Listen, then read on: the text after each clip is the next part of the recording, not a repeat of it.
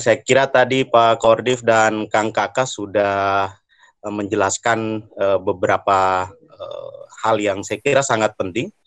Nah, tetapi di JPPR, saya kira ada beberapa hal juga yang kemudian penting untuk direspon bersama. Bahwa kesepakatan antara pemerintah, DPR, dan penyelenggara dalam hal ini KPU dan Bawaslu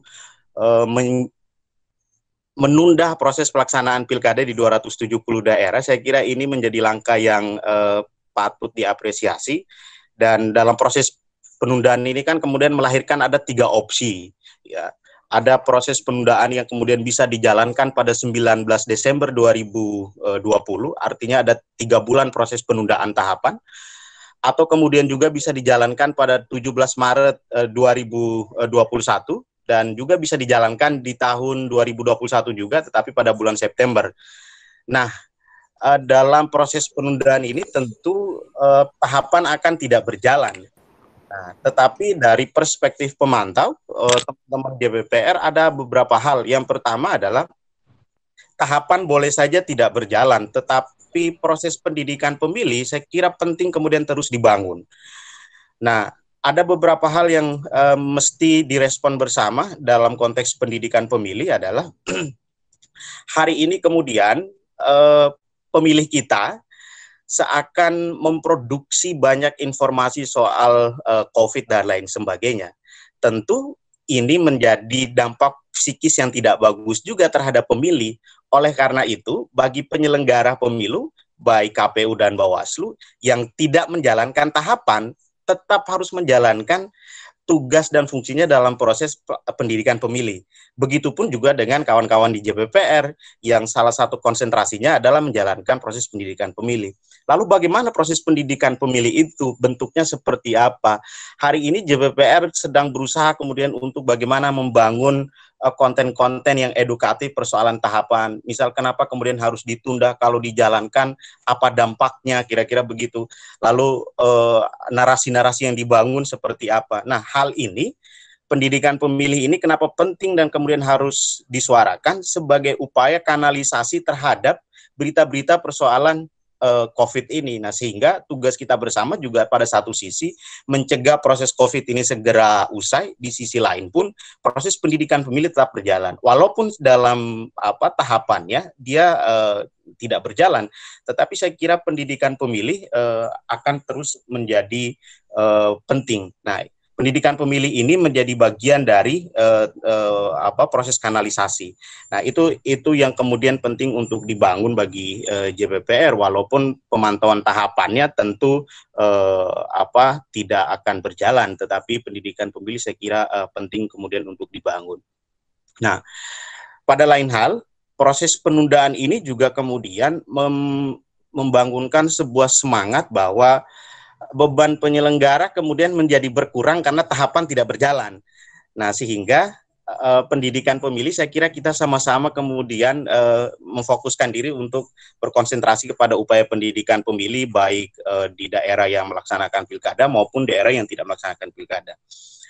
Nah, itu hal pertama yang bagi JPPR menyoroti soal itu. Dan kedua adalah kalau kita melihat keputusan kemarin bahwa ada persoalan anggaran yang kemudian penting juga untuk kita soroti bersama, bahwa ada 14 triliun anggaran dari total anggaran, ada sisa 9 triliun yang kemudian harus diserahkan ke kepala daerah yang dialokasikan, realokasi untuk proses pelaksanaan COVID.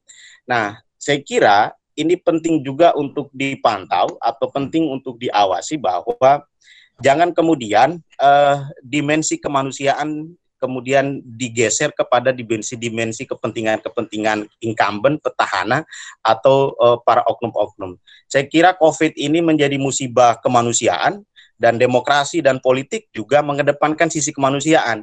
Maka urusan anggaran 19 triliun ini jangan sampai disalahgunakan juga oleh para petahana di 270 daerah, saya kira.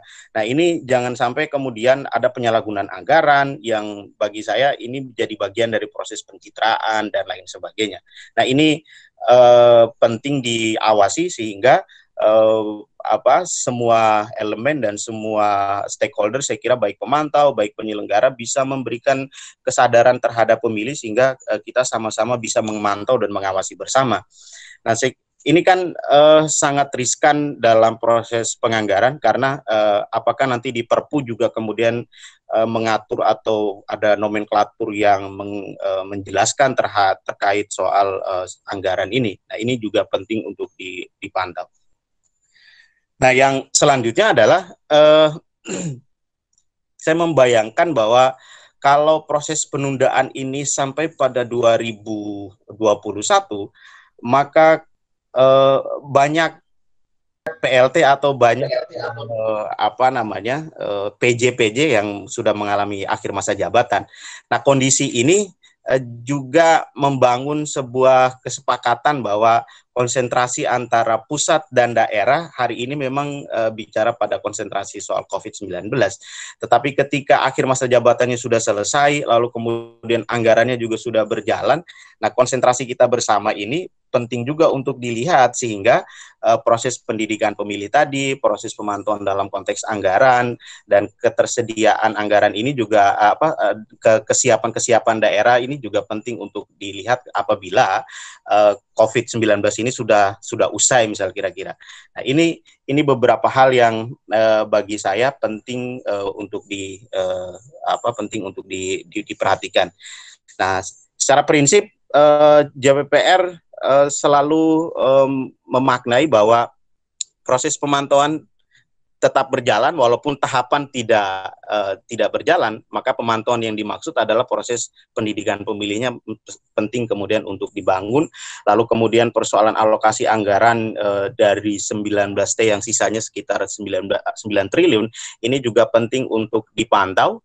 Dan secara hukum juga mesti harus dimasukkan dalam Perpu sehingga ada kejelasannya. Dan pada lain hal proses PJ nanti PLT di daerah-daerah yang akhir masa jabatannya sudah selesai juga kita pastikan tidak ada proses kepentingan yang berjalan dalam konteks petahana. Nah, ini 3 dimensi ini yang bagi saya dan teman-teman di JPPR selalu menyoroti soal itu.